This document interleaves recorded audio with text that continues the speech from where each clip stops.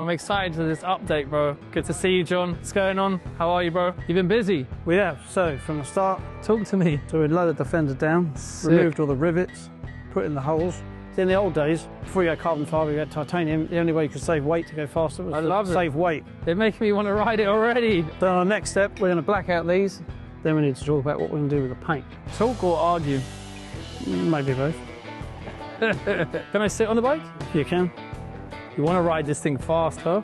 I want to have this in Malibu on a canyon, just in shredding. I love how raw it looks, honestly. I know we're going to paint it and we're going to argue, but I love the rawness of it. I just think it looks like sick.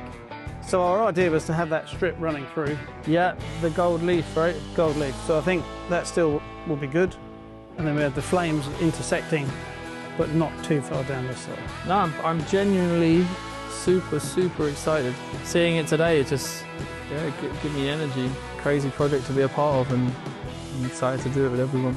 Right, cool. That wraps up episode 2. You can see how the bike's come along. We're all super buzzing with the project. And yeah, can't wait to show you the final product. I can't wait to see it. Episode 3, incoming. Enjoy, and thanks for following along.